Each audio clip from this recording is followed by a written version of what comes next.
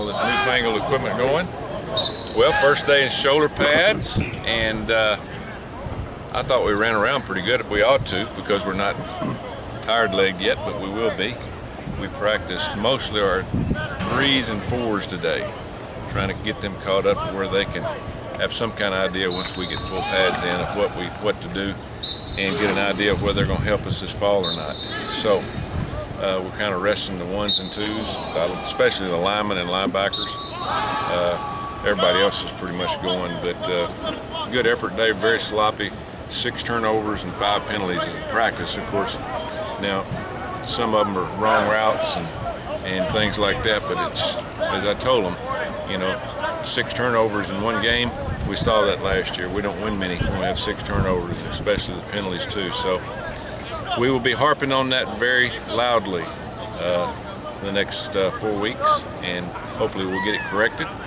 But we look more athletic out here today. I watched some of the young receivers, and I thought that they picked it up well once. We're having to tell them a lot what to do once they get the line of scrimmage, but you can tell they're very athletic. And then a couple of the young linebackers continue to impress me. DBs, JJ, we lost him for about 3 weeks. Yesterday twisted his knee, and they're going to scope him on Monday, and that's not a good start for the defensive back position, but he should be back hopefully by the first game, and but he needs to work as well as the rest of them. We don't need injuries. That's the worst thing that can happen to us, but that happens in 2 days, and we'll just have to persevere, go on with it. Somebody else had to take the reps. Questions? Any concerns about the chippiness already in day 3? The what? The chippiness between guys? Oh no, first day you always have guys that get a little flustered, and especially the running backs and linebackers. They tend to run into each other, and you're going to have scrums, and as long as helmets stay on and they don't start hitting each other, hitting helmets with hands, you're not going to hurt each other.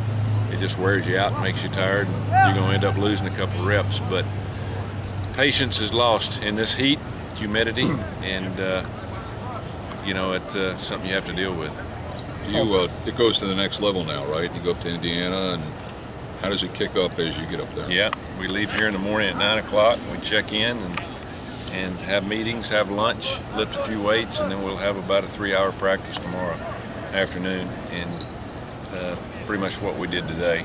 But normally we watch film tonight, but I'm letting them go home and pack their bags and get rested a little bit, drink water, and get their mind right. Some of these guys' heads spinning a little bit, and we'll go back out there tomorrow and keep throwing things at them, and hopefully some of it will stick, and we'll start getting a little bit better. We looked awfully sluggish today, but I think that had to do with 115, 20 degrees on this turf. It's pretty hot.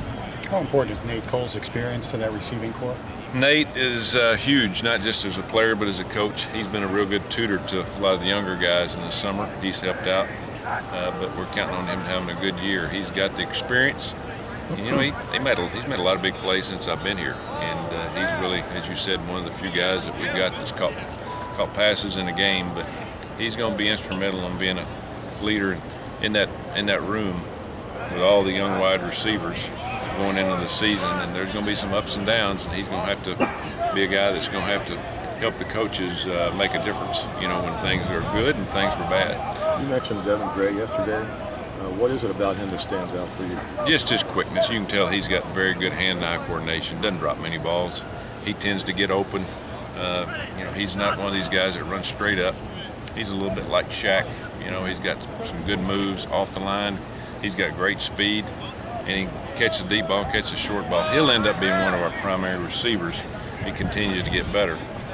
He and Braylon Beard is, he's back. He got hurt on the kickoff coverage last year against Miami, and he was really going to be a help to us as a true freshman. And you can tell out here today the quarterback's really left throwing the ball to him. He's a Wes Welker type, not very fast, but smart. He's going to get open. He's going to catch everything thrown at him.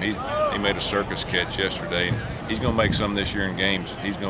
He'll be a force for us. We just we got to build around him at that position. How much does junior college experience translate to Division I?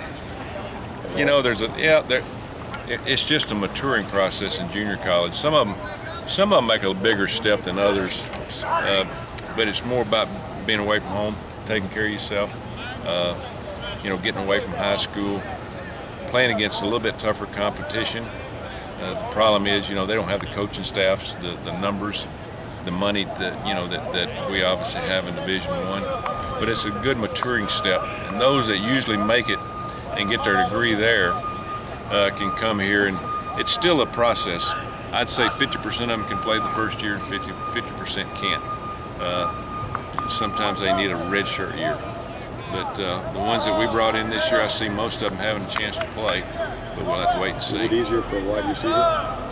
It's probably easier for a wide receiver because there's not as much contact, and it just, you know, it's a lot of athletic ability. And of course, if you're a receiver in junior college and come this level, you're going to have athletic ability. Now it's learning little things that they weren't coached even high school or junior college. You know, the being able to use their eyes, reading coverages on the run. We changed the play at the line of scrimmage, being able to mentally handle, you know, a fast-paced game, all those things. Coach, defensively with the co-coordinators again, who will there be one guy that calls things on game day, and how does it compare to last year? Maybe just kind of go over that. Well, it'll probably depend on the situation, what kind of game we're going to play, what kind of game plan we got. Kuntz will be in the press box, Prunty will be on the field. Usually the eyes in the press box are going to make more decisions. You know, that's usually where it comes from, the press box. And of course, I'm going to be really, really involved this year of game planning and putting things together in terms of our 2 and 3 deep, who's going to play. We're going to be more active this year. We're going to pressure more. We're going to try to create more things to happen. It was a wide disparity the last few years of our turnovers compared to how many turnovers we got, and a lot of that determined by the type of defense you play. So we're going to be more aggressive this year. We're going to try to attack the point of the ball. We're going to probably play a little bit more man coverage, something we did 2 more years ago that we didn't last year, because we got corners. If we can keep them healthy, we can do that. How big of a jump has Idarius Ray made this season? Huge. Number one is his weight. He's gotten his weight down. He's gotten a lot better physical shape. He's been a pleasant, not a surprise, but a pleasant surprise of really how much farther he's come since spring ball. His pass protection's got better. With him and Stout on the left side, you know, that's going to be a pretty good 1-2 punch because of the size of those guys.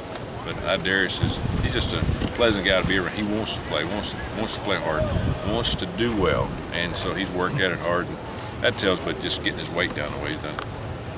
Anything else? Thank you much.